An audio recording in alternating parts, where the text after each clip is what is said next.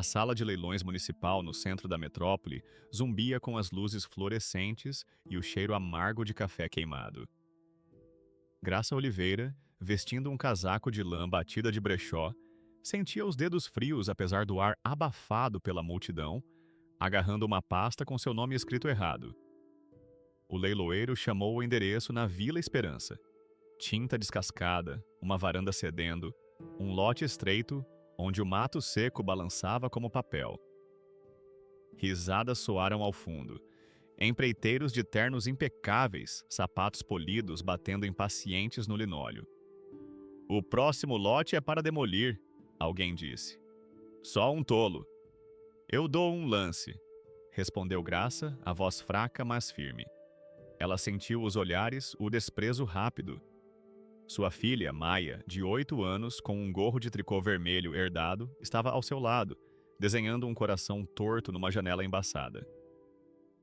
Ricardo Bastos, um empreiteiro com um bronzeado de inverno e um relógio que brilhava sob as luzes, virou-se para Graça como se olhasse para uma piada de mau gosto. "Minha senhora", disse ele, suave como gelo, "esse lugar vai te engolir viva. Você não tem dinheiro nem para a caçamba de entulho." A sala riu. O leiloeiro mal escondeu um sorriso.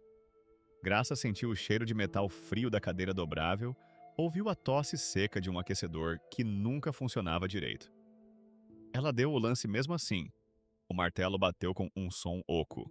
Os papéis deslizaram pela mesa. "Esse é o seu plano, querida", Ricardo murmurou enquanto ela assinava. "Jogar dinheiro bom em cima de lixo?" Ele se inclinou, o perfume caro atravessando o cheiro de café e poeira. "Gente como você sempre aprende do jeito mais difícil." Graça não respondeu. Juntou a escritura com as mãos trêmulas, o papel áspero sob seus polegares. Maia pressionou o pequeno coração contra o braço da mãe, deixando uma marca úmida. As risadas deram lugar a um silêncio denso e zumbidor. Um silêncio que se podia morder, enquanto Graça olhava para seu nome, agora escrito corretamente, e sentia a primeira centelha quente de indignação acender em seu peito. A tarde de inverno lá fora era fria, as calçadas cobertas por uma crosta de neve velha, transformada em gelo sujo. Maia saltitava 3 passos à frente, o gorro vermelho balançando como um cardeal contra os prédios cinzentos. "É nosso de verdade agora, mãe. De verdade mesmo." "Sim", disse Graça, guardando os papéis com cuidado em sua bolsa de couro gasta. "Precisa de reforma, mas é nosso." O ônibus chegou atrasado, parando com um chiado na calçada, a fumaça do escapamento com cheiro de diesel e frio. Lá dentro, Graça se encostou numa janela manchada por 1000 impressões digitais. A Vila Esperança passava. Lojas de penhores, mercearias com placas de loteria, sobradinhos com luzes de Natal ainda piscando em fevereiro. Algumas ruas se erguiam orgulhosas, com degraus limpos e floreiras esperando a primavera. Outras cediam sob o peso de promessas esquecidas.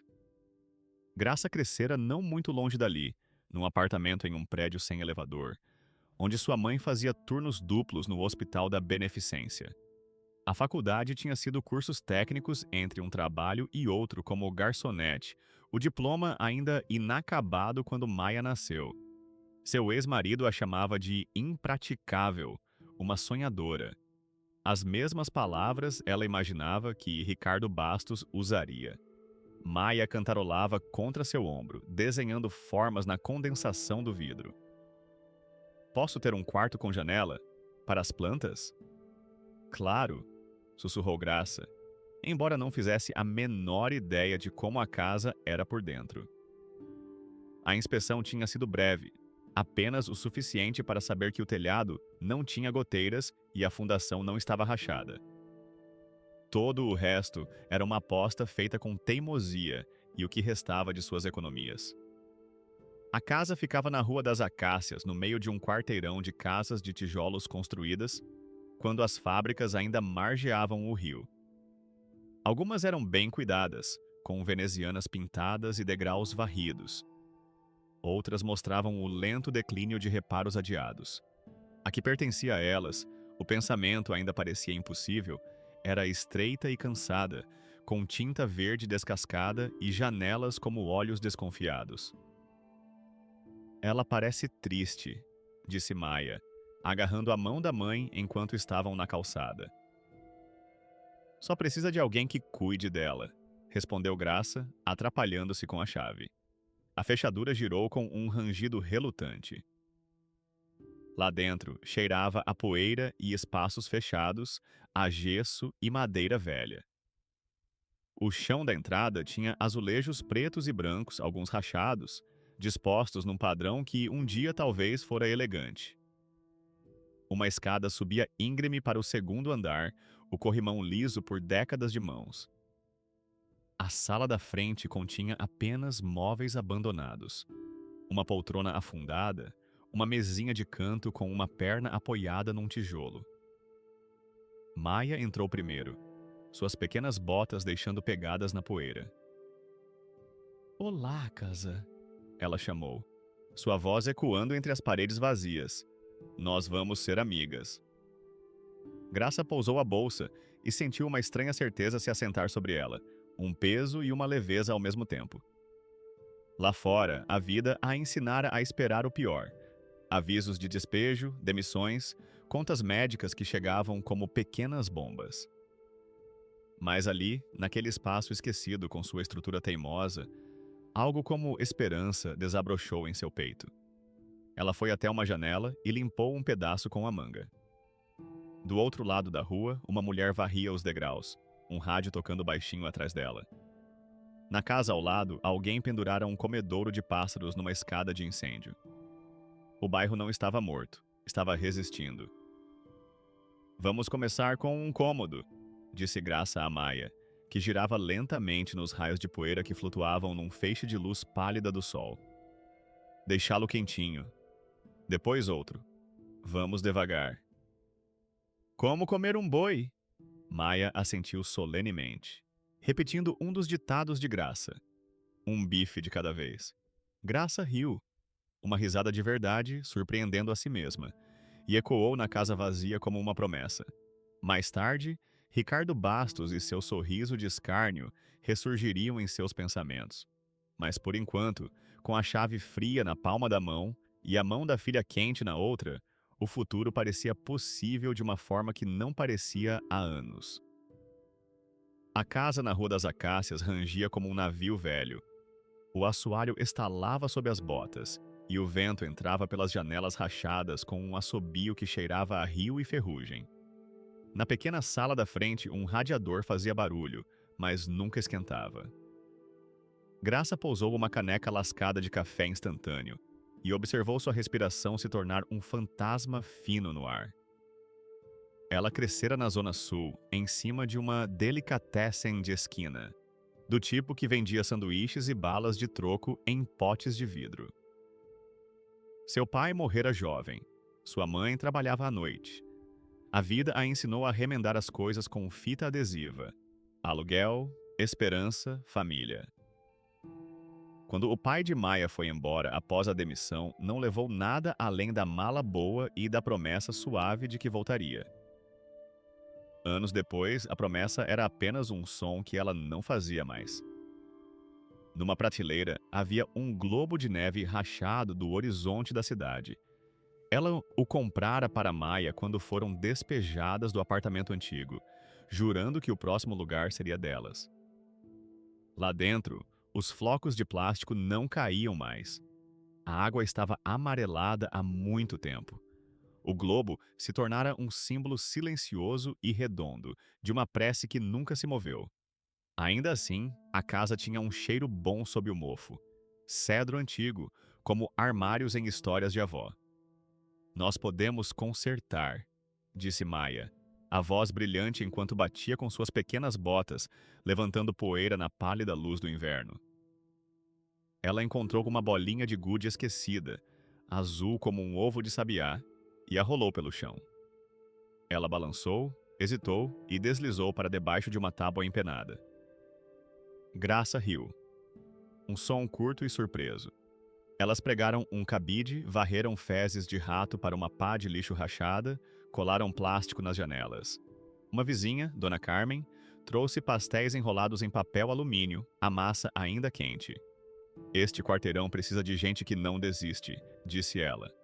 Graça assentiu, o vapor da carne temperada com cominho subindo, e acreditou, por um instante, que a vida poderia ceder. Na primeira noite, dormiram num colchão de ar emprestado do centro de doações da igreja, envoltas em cobertores descombinados. Os canos gemiam sempre que a descarga era acionada.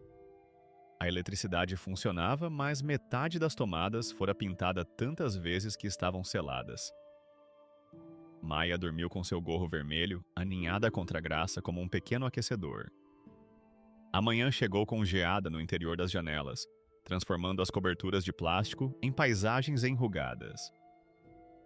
Graça tirara 2 semanas de folga de Samar Tiastamahida, seu emprego no escritório de faturamento do hospital, uma licença não remunerada que não podia pagar, mas que precisava desesperadamente para tornar a casa habitável. Hoje ela começaria na cozinha, limpando décadas de gordura e negligência. Mãe, tem um homem lá fora olhando a nossa casa.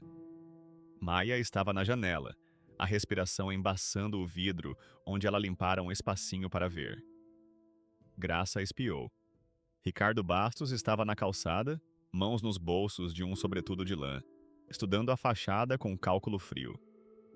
Ela recuou instintivamente, embora soubesse que ele a tinha visto. 1 minuto depois, uma batida forte na porta. Só vim ver o meu investimento, disse ele quando ela abriu, sem esperar por um convite para entrar no corredor. Seus olhos varreram os baldes que aparavam goteiras, o gesso remendado, a pilha de madeira recuperada que Graça arrastara de uma caçamba de construção. Infrações ao código de obras por toda parte. Você nunca vai conseguir deixar isso nos padrões antes que o fiscal da prefeitura venha. Eu não te convidei para entrar, disse Graça, mantendo a voz firme. Maia espiou pela fresta da porta da cozinha, os olhos arregalados. Ricardo sorriu finamente. Tenho uma oferta de pé. 10 mil a mais do que você pagou. Isso é generosidade, considerando o poço de dinheiro que você comprou. Ele tirou um cartão de visita, colocou-o na mesinha bamba. Me ligue quando a realidade bater. A porta se fechou atrás dele com um baque surdo. Graça se apoiou nela, de repente exausta. Os 10 mil pagariam a dívida do cartão de crédito que ela acumulara durante a mudança, com o suficiente para o depósito de segurança em outro lugar. Um lugar quente, com um encanamento confiável e sem fantasmas de fracassos anteriores. Nós não vamos embora, vamos? Perguntou Maia, seu rostinho sério. Não, disse Graça, guardando o cartão. Não vamos. Mas sua voz falhou nas palavras. Naquela tarde, outro vizinho apareceu, seu Roberto, um senhor idoso com mãos nodosas que os observara lutando para desentupir a pia da cozinha. Ele trouxe sua caixa de ferramentas e mostrou a Graça como trocar o sifão. Minha Estela e eu nos mudamos para cá em 73, disse ele, limpando as mãos num pano. Os empreiteiros tentam nos expulsar há anos, oferecendo trocados por ouro. A água correu limpa após o concerto dele, um pequeno milagre que fez Graça sentir vontade de chorar. Ela lhe ofereceu café e eles se sentaram à mesa frágil enquanto Maia brincava no andar de cima, os passos fazendo o teto ranger num ritmo que já parecia de casa. O Ricardo Bastos comprou 4 casas neste quarteirão, disse seu Roberto, segurando a caneca com as 2 mãos. Deixa elas vazias até caírem aos pedaços. Aí a prefeitura interdita, e ele compra o lote por nada. Ele olhou para Graça com firmeza. Ele não quer a sua casa, minha senhora. Ele quer este quarteirão inteiro. E gente como nós está no mau caminho.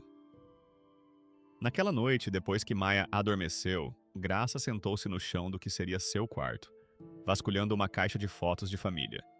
Sua mãe, aos 19 anos, com um coque alto, posando orgulhosamente em frente à delicatessen. Seu pai, de quem mal se lembrava, rindo num calçadão do litoral.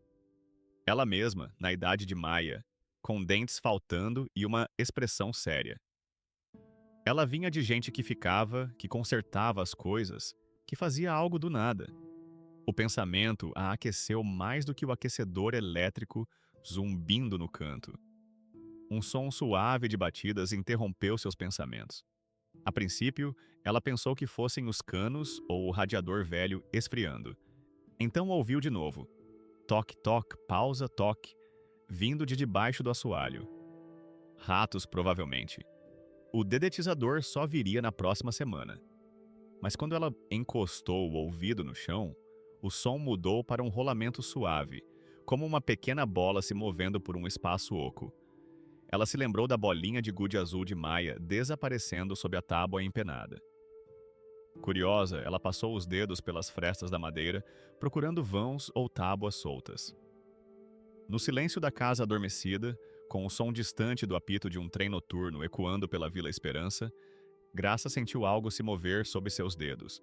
Uma tábua do assoalho que se mexia ligeiramente quando pressionada em uma extremidade. Ela aplicou pressão e a ponta oposta se ergueu uma fração de centímetro, revelando a escuridão por baixo e o brilho fraco de algo que poderia ser a bolinha de gude perdida. Ou algo completamente diferente. Dias depois, o fiscal da prefeitura veio com uma prancheta e uma boca como um portão trancado. Sua lanterna desenhava cones frios pelos cômodos escuros. Inseguro, disse ele, batendo no gesso com uma caneta. Perigoso. Carga do telhado, mofo preto. Cada palavra caía com o peso surdo de um pequeno martelo. Ele afixou um aviso laranja brilhante na porta que gritava na pálida luz de fevereiro. Interditado se não reparado. Na calçada, a caminhonete preta de Ricardo Bastos estava parada, o escapamento soltando uma fumaça branca. Ele baixou a janela, sorrindo. Eu bem que avisei. Venda, e eu tiro essa responsabilidade das suas mãos. Ele acenou com um cheque como se estivesse alimentando pombos. Ao redor deles, o quarteirão prendeu a respiração. Um ônibus gemeu, um cachorro latiu atrás de uma cerca de arame, uma mulher empurrava um carrinho de bebê por um monte de neve com o som fino das rodas sobre o sal. O rosto de Graça queimava. O cheiro de óleo da caneta do fiscal misturava-se com o azedume do gesso úmido. Naquela noite, ela faz que ela ficou acordada num colchão de doação colocado no único quarto com uma porta que fechava. A casa gemia no frio. Maia dormia sob 2 edredons que encontraram numa venda de igreja. Sua respiração suave, o gorro de tricô ainda na cabeça. O aviso significava multas que ela não podia pagar. Obras que não tinha como custear, se ela falhasse, poderiam ser forçadas a se mudar de novo, para sofás, porões e pena alheia. Graça pressionou a palma da mão no globo de neve rachado, sentindo o vidro frio como se fosse uma testa com febre. Ela fechou os olhos e pediu, sem palavras, por misericórdia. Um som respondeu, um rolar, um silêncio, um clique. A bolinha de gude azul, aquela que Maia encontrara, estava se movendo em algum lugar sob o chão. Ela chacoalhou, depois parou com um tilintar musical que não soava como madeira. Graça abriu os olhos. Na fraca luz do poste que entrava pela janela coberta de plástico, a fresta entre 2 tábuas parecia uma assinatura. Algo oco respirava abaixo. A manhã veio com um sol fino de inverno e Dona Carmen na porta, trazendo uma garrafa térmica de chocolate quente e uma determinação sombria. O irmão do meu primo trabalha com construção, disse ela, entrando sem esperar convite. Ele diz que aquele fiscal está no bolso do Ricardo Bastos. Sempre encontra problemas nas casas que o Bastos quer comprar. Maia estava sentada à mesa da cozinha, as mãos em volta de uma caneca fumegante, os olhos alternando entre os adultos. Graça sentiu o peso da confiança de sua filha como uma pedra no peito. Mesmo que ele seja corrupto, disse ela baixinho, os problemas são reais. A fiação, o encanamento. Sua voz se perdeu. Dona Carmen pousou a bolsa com um baque decisivo. Então consertamos o que podemos. Meu marido vai ajudar com a fiação. Seu Roberto entende de encanamento. A igreja tem um grupo de voluntários que faz telhados. Ela se inclinou. Mas primeiro você precisa descobrir o que está fazendo esse barulho debaixo do seu chão. Graça não tinha mencionado a jornada noturna da bolinha de gude. Que barulho! Dona Carmen sorriu, as linhas ao redor dos olhos se aprofundando. A Estela do seu Roberto também ouvia, anos atrás. Ela dizia que esta casa fala à noite. Depois que Dona Carmen saiu, Graça se ajoelhou no local onde ouvira o som. Maia observava, de pernas cruzadas sobre uma almofada, enquanto sua mãe passava os dedos pela madeira. "O que estamos procurando?" ela sussurrou. "Não tenho certeza", respondeu Graça honestamente.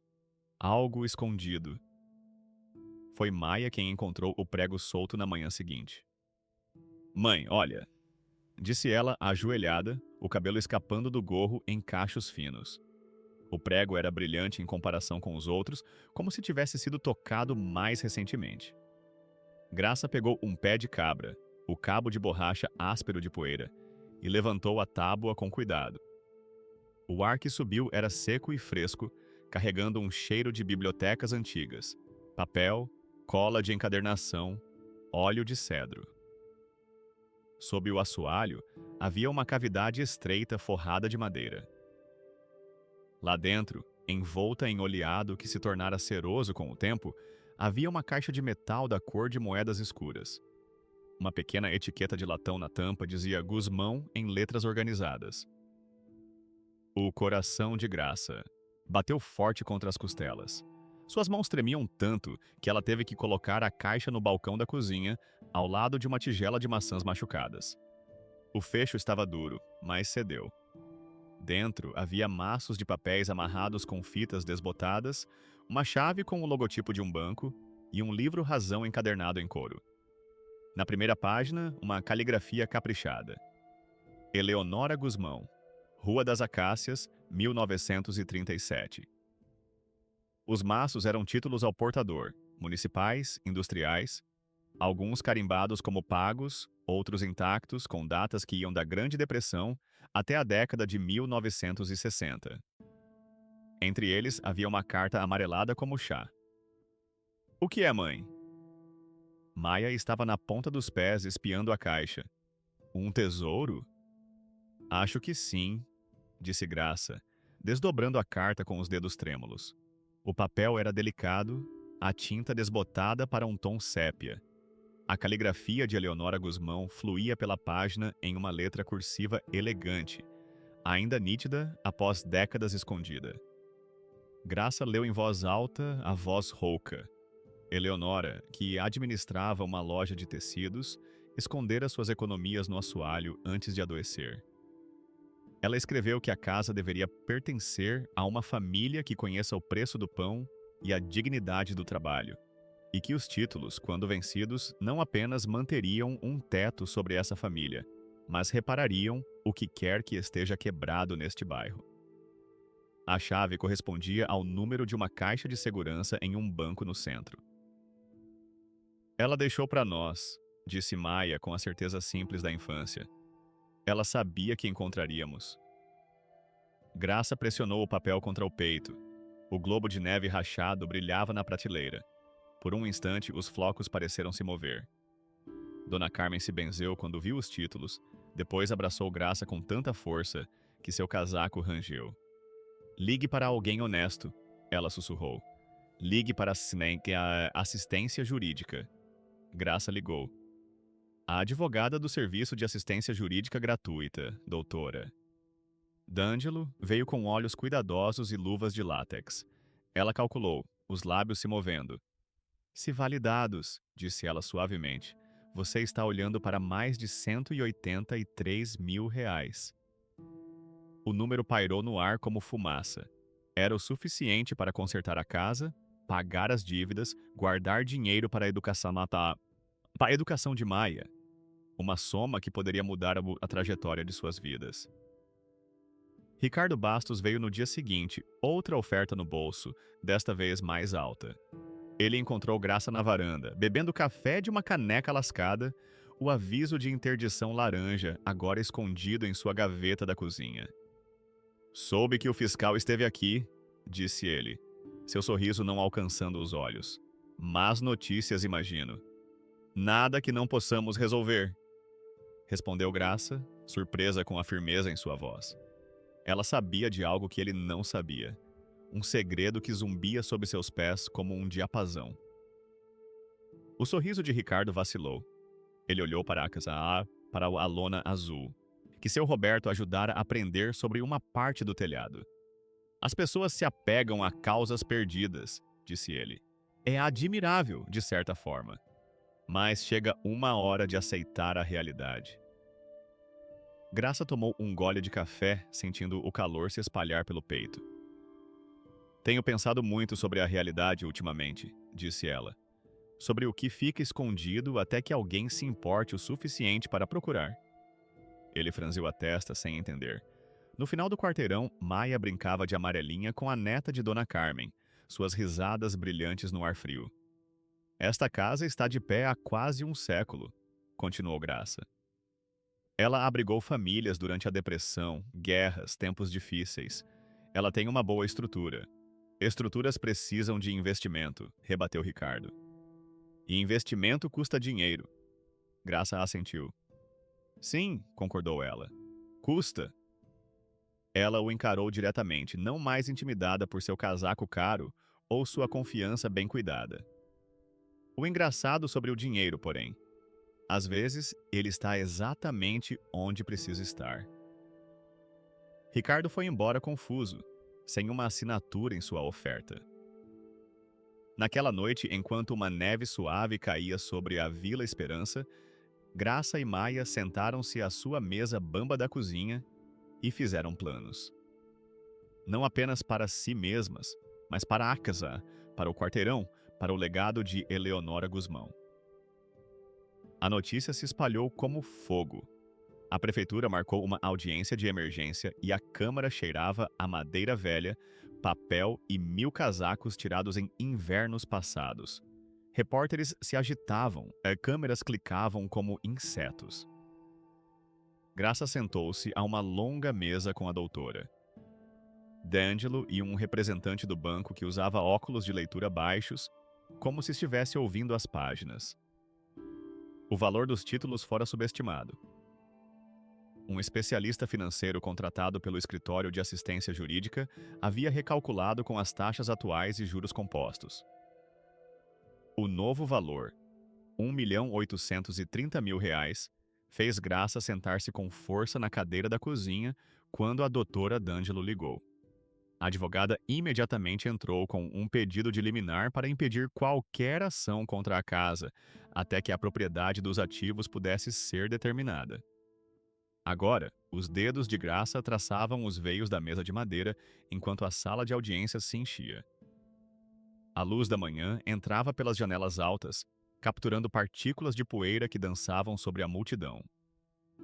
Maia sentou-se na primeira fila com Dona Carmen, seu gorro vermelho substituído por um azul, tricotado pela filha de seu Roberto.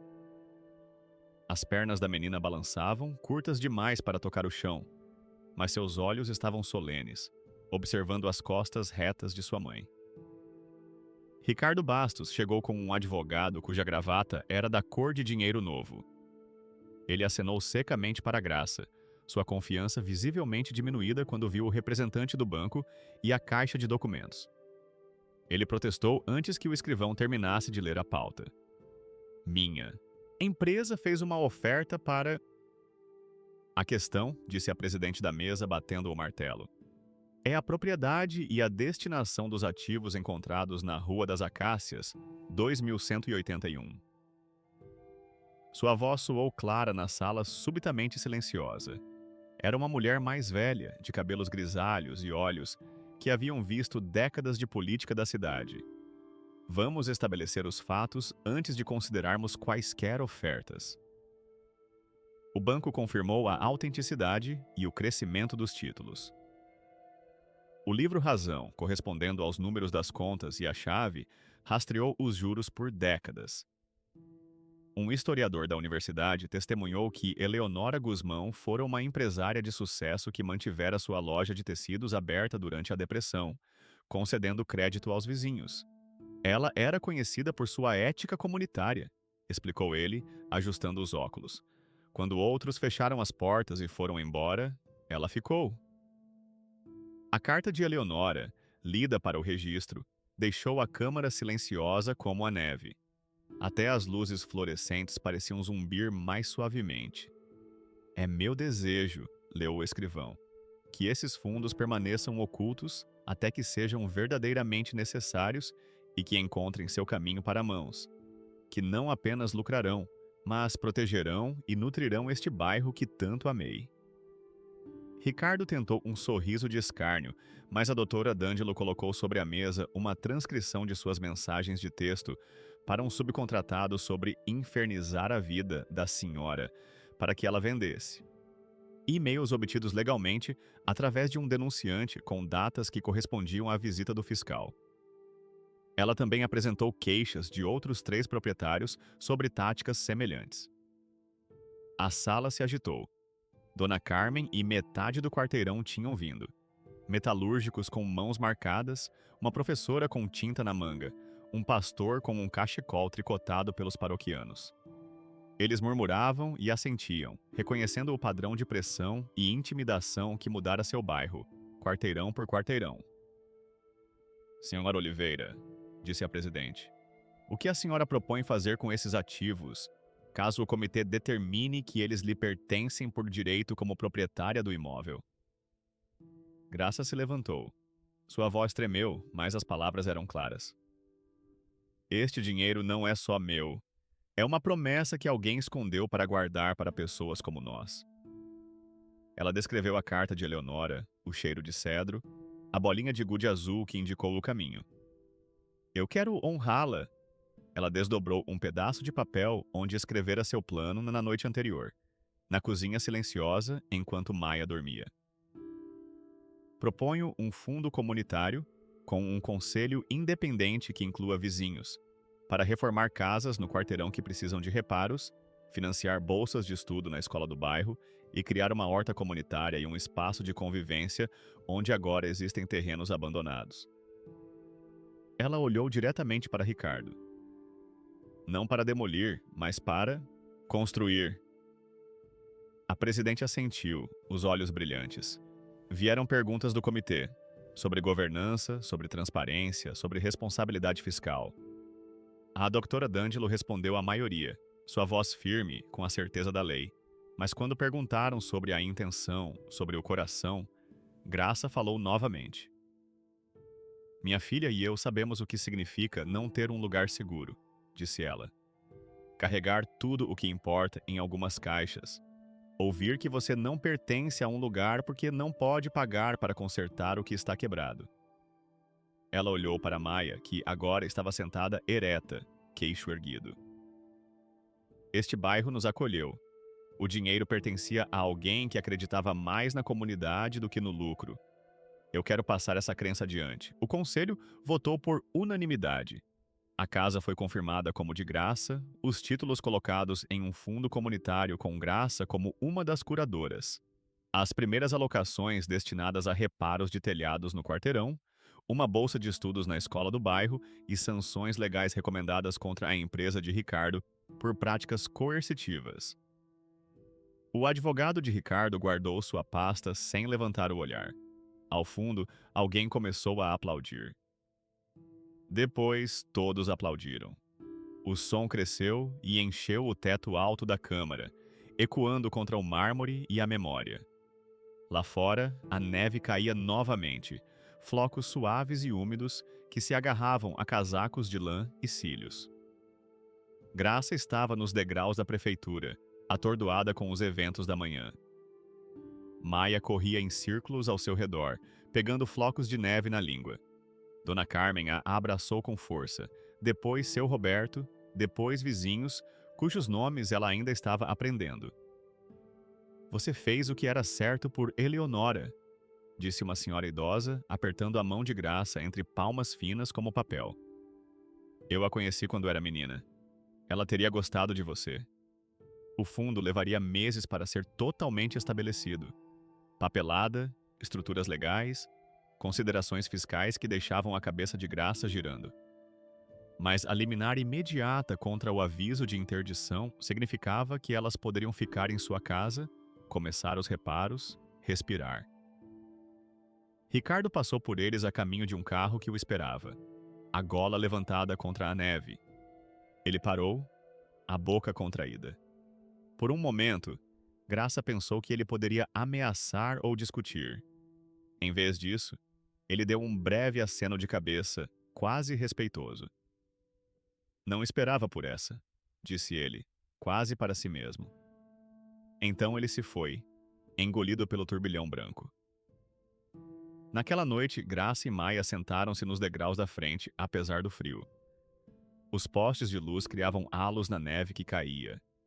No final do quarteirão, janelas brilhavam com um dourado quente.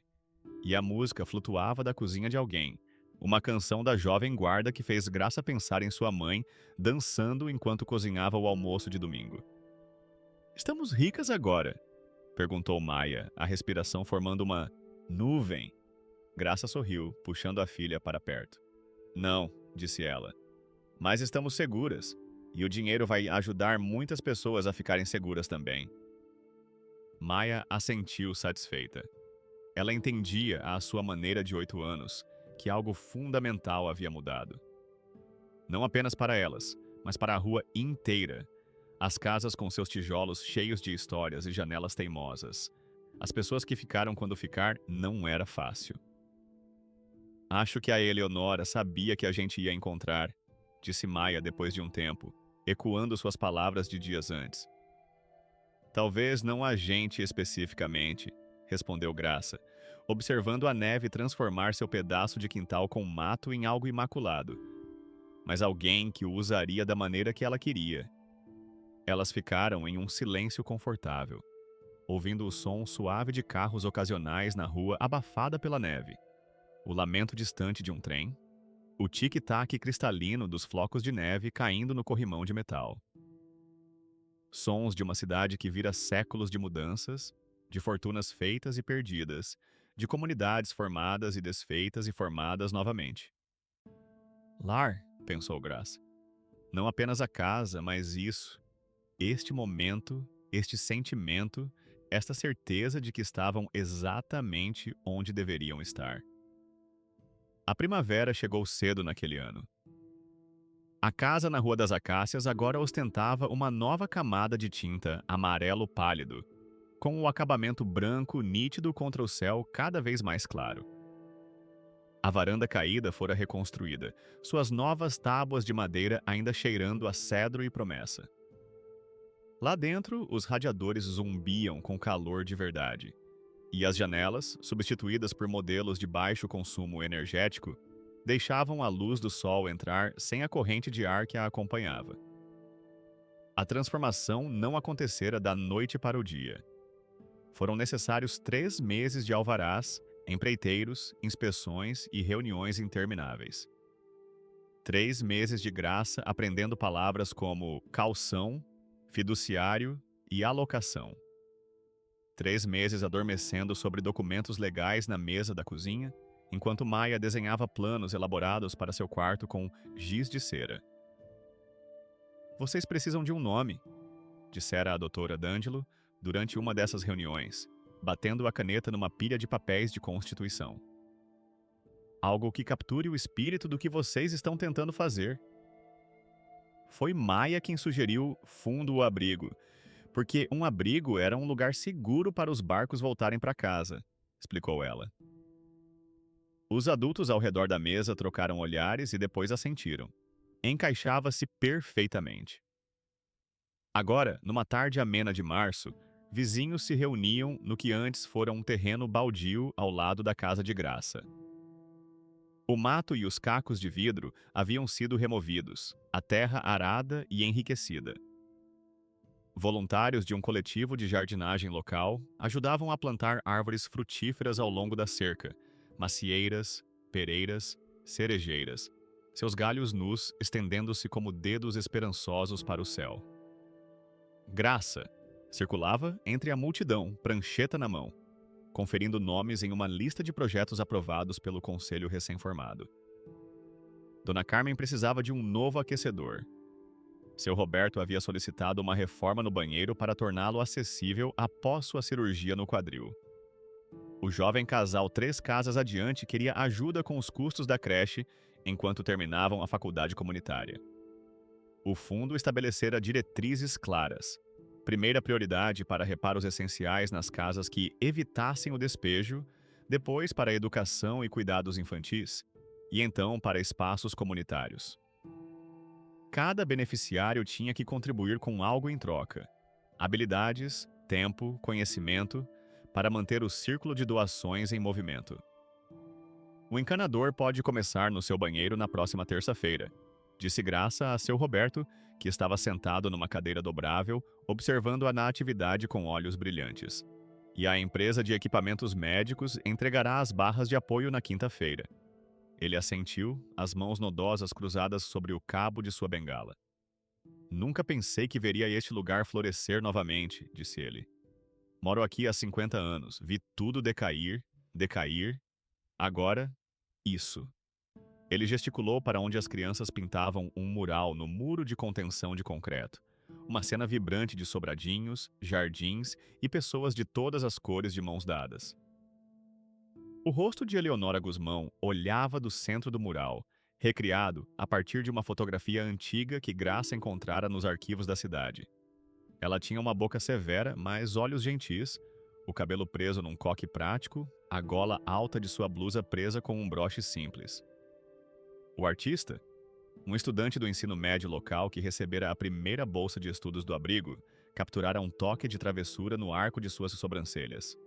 Ela teria adorado isso, disse uma voz ao lado de Graça.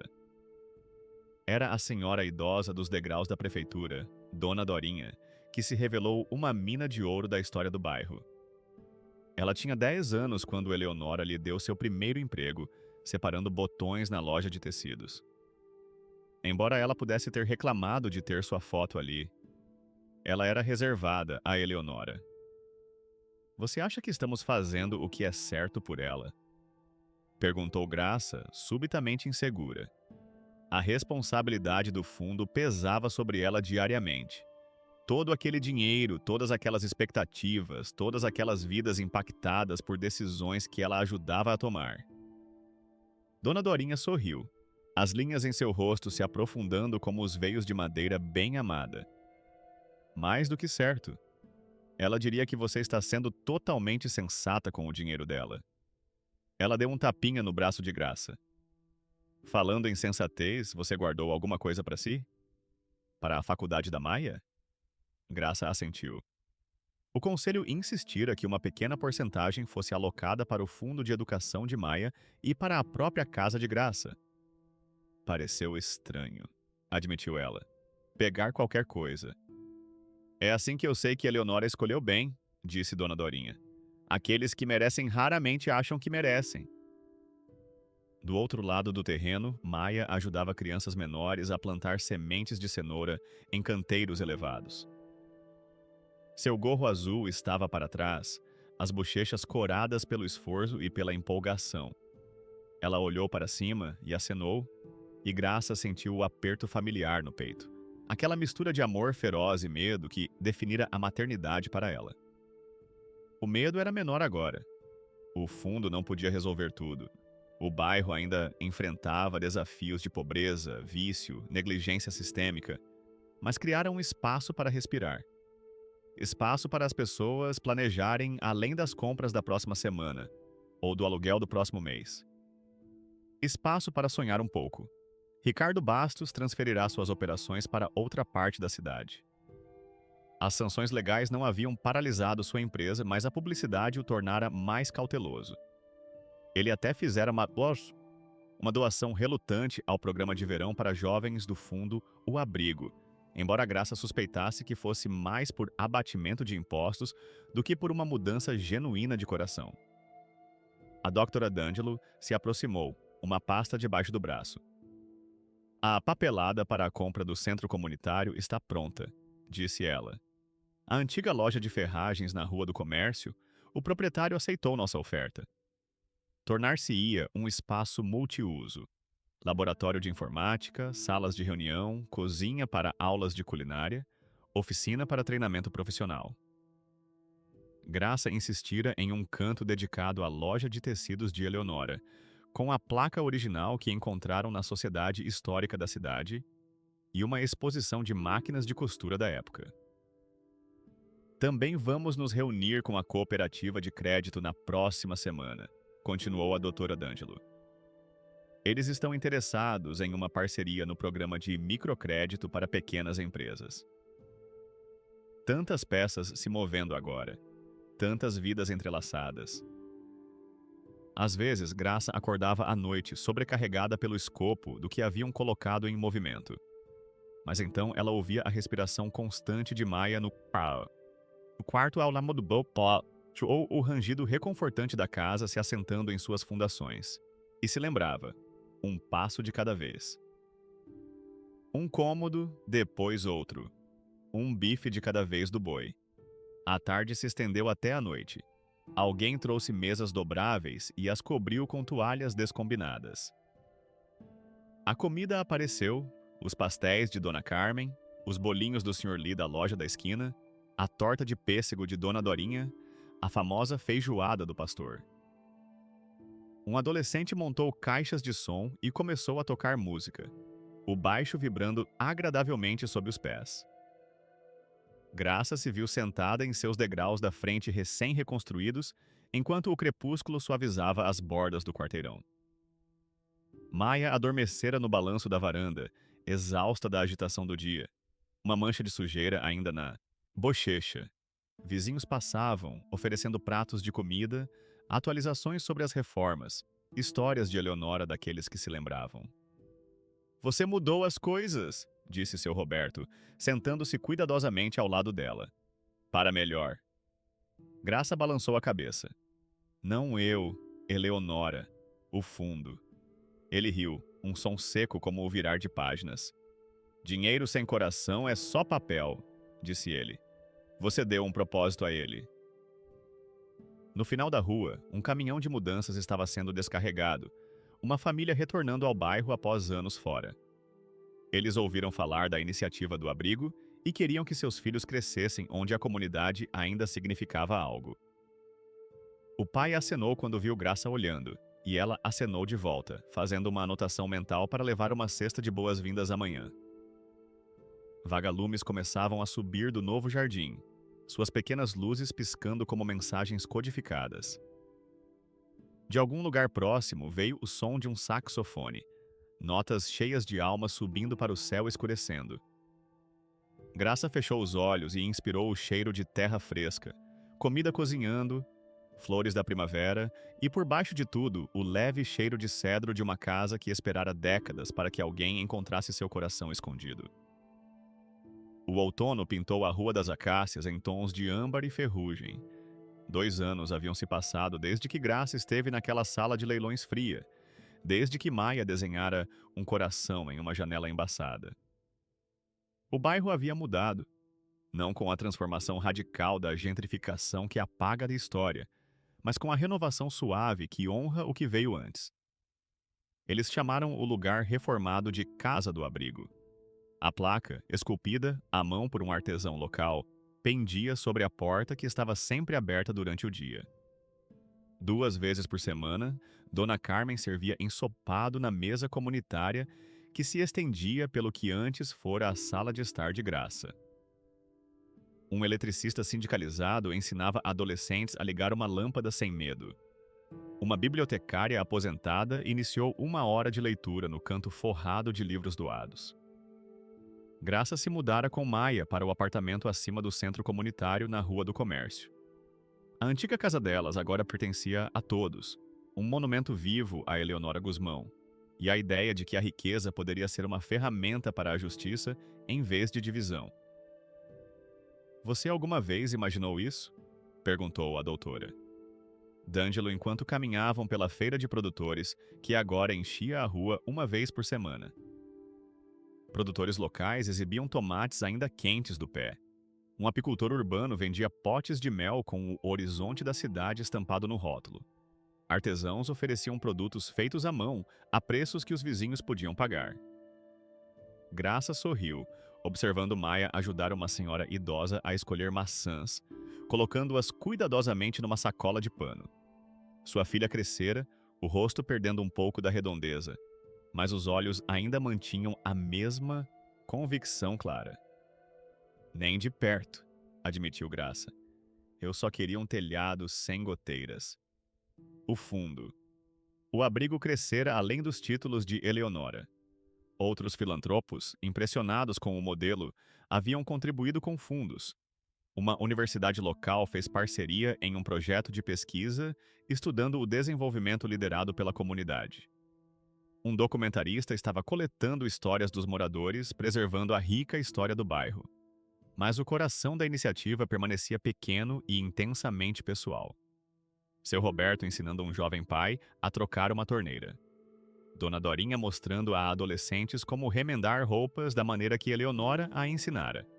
Dona Carmen iniciando uma aula de culinária onde receitas e histórias de família eram compartilhadas junto com xícaras de medida. O respeito, antes fino como um fio, engrossara para algo em que se podia apoiar. Ricardo Bastos se mantinha em outros bairros. Uma tarde, ele passou em um carro diferente e tocou a aba de um chapéu imaginário, mas seus olhos estavam finalmente nivelados. Graça acenou de volta. A misericórdia não apagava o dano, mas a dignidade se recusava a carregá-lo como um fardo para sempre. Uma repórter do Diário da Metrópole se aproximou enquanto Graça ajudava a arrumar cadeiras para a oficina da tarde sobre jardinagem urbana. Você tem tempo para algumas perguntas sobre o modelo do abrigo? Perguntou ela, gravador na mão. As pessoas pela cidade estão falando em replicá-lo. Graça olhou para o relógio. Só alguns minutos. Tenho uma reunião do conselho às 3. A repórter sorriu. De quase perder sua casa a presidir um fundo multimilionário. É uma jornada e tanto. O dinheiro nunca foi o ponto principal, disse Graça, arrumando uma pilha de folhetos sobre compostagem. Foi o catalisador, sim. Mas o que aconteceu aqui? Ela gesticulou para a rua, onde os vizinhos se cumprimentavam pelo nome, onde as crianças brincavam em segurança, onde pequenos negócios começaram a reabrir. Isso vem das pessoas vendo possibilidades em vez de apenas problemas. Alguns diriam que é mais fácil fazer isso quando se tem milhões no banco, observou a repórter. Graça assentiu. Recursos importam, concordou ela. Mas eu vi muitos projetos bem financiados fracassarem porque foram impostos de cima para baixo em vez de cultivados de dentro para fora. Ela pensou nos empreendimentos de Ricardo Bastos, prédios elegantes onde ninguém conhecia os vizinhos, onde comunidade era um termo de marketing em vez de uma experiência vivida. A entrevista continuou, com Graça explicando cuidadosamente a estrutura de governança do fundo, o processo de tomada de decisão que centralizava as vozes dos moradores, o equilíbrio entre as necessidades imediatas e a sustentabilidade a longo prazo. Enquanto conversavam, um grupo de alunos da escola secundária local chegou para suas horas de serviço comunitário, entrando imediatamente no ritmo da montagem da feira. Uma última pergunta, disse a repórter, olhando para suas anotações. O que você diria para as pessoas que estão lutando como você estava? Que podem estar enfrentando a perda de suas casas agora mesmo? Graça fez uma pausa, observando uma criança perseguir uma folha dourada pela calçada. Eu diria que seu valor não é medido pelo que você possui ou pelo que você ganha, respondeu ela lentamente. Que a dignidade não é algo que alguém pode tirar de você, mesmo quando tentam. E que, às vezes, a ajuda vem de lugares inesperados, inclusive de dentro de si mesmo. Depois que a repórter foi embora, Graça caminhou pela feira cumprimentando os vendedores, conversando com os voluntários, movendo-se com a confiança tranquila de alguém que sabia que pertencia àquele lugar. Ela não sentia mais o peso fantasma das mangas de um casaco de brechó, ou o nó apertado de preocupação com o aluguel do próximo mês. O fundo lhe dera segurança, sim, um salário modesto, um fundo para a faculdade de Maia, uma casa que não poderia ser tirada, mas, mais importante, dera-lhe um propósito. Ao entardecer, Graça sentou-se na varanda da casa do abrigo, observando os vagalumes piscarem como pequenos sinais ao longo da cerca. O ar da noite trazia um toque de fumaça de lenha e a doçura das maçãs amadurecendo no pomar comunitário. Maia sentou-se nos degraus com um livro, um novo gorro, tricotado por ela mesma agora, puxado para baixo contra o frio do outono. "Mãe?" perguntou ela, fechando o livro e encostando a cabeça no ombro de Graça. A madeira estava quente do sol do dia. "A casa nos escolheu." Graça sorriu, um calor lento e pleno. "Talvez nós tenhamos nos escolhido", disse ela. "E talvez a Eleonora tenha escolhido quem quer que estivesse disposto a ouvir." Maia se aninhou mais perto. "O que ela queria que a gente lembrasse?" "Que dinheiro pode consertar telhados?" respondeu Graça, observando o primeiro poste de luz acender. "Mas só as pessoas consertam corações." Ela beijou o cabelo de Maia e olhou para o quarteirão, vivo, comum e novo. Amor e dignidade são tesouros que ninguém pode roubar. De dentro veio o som de risadas. A aula noturna de educação financeira estava terminando. Os participantes juntando suas apostilas e compartilhando histórias com xícaras de chá. Logo, eles se espalhariam pela varanda, continuando conversas que os teceriam mais firmemente no tecido do lugar. Graça guardara a caixa de metal de Eleonora, agora exibida em uma vitrine na entrada da casa do abrigo. Ao lado dela estava o globo de neve rachado, seus flocos de plástico ainda suspensos na água amarelada. Um lembrete de onde começaram, de preces que às vezes são respondidas de maneiras que você nunca espera.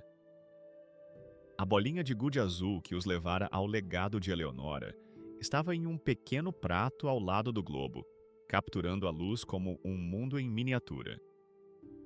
As crianças que visitavam perguntavam sua história, e Graça lhes contava sobre ouvir a voz de uma casa, sobre seguir a curiosidade através das camadas de um lugar até encontrar seu coração. Às vezes, em manhãs tranquilas, quando estava sozinha na casa do abrigo antes do início das atividades do dia, Graça ficava no que fora sua sala de estar e sentia a presença de todos que ali se abrigaram. Eleonora, com sua visão prática, as famílias que vieram depois, ela mesma e Maia em sua esperança desesperada. O assoalho ainda rangia em certos pontos, mas agora o som era reconfortante, como um velho amigo pigarreando antes de falar. A casa a ensinara que coisas quebradas não precisavam permanecer quebradas, que o valor nem sempre é visível na superfície, que, às vezes, o que parece um fim é apenas uma porta esperando para ser aberta. À medida que o crepúsculo se aprofundava na noite, os vizinhos se dirigiam à casa do abrigo para a reunião comunitária semanal. Alguns traziam pratos para compartilhar, outros carregavam cadernos cheios de ideias. Todos vinham com a familiaridade tranquila de pessoas que sabiam que pertenciam. Graça os observava se aproximarem. Dona Carmen com uma nova receita para ensinar, seu Roberto se apoiando menos na bengala hoje em dia. Dona Dorinha, com sua coleção de histórias do bairro, o jovem casal cujos filhos agora brincavam em segurança na horta comunitária. Maia se levantou, guardando o livro debaixo do braço. "Hora de começar", disse ela, pegando a mão da mãe. Juntas, elas entraram onde os cômodos estavam quentes e iluminados pela conversa, onde as paredes guardavam as histórias de todos que já buscaram abrigo ali, onde o futuro estava sendo escrito, uma conexão de cada vez. A porta permaneceu aberta atrás delas, acolhendo quem quer que precisasse voltar para casa.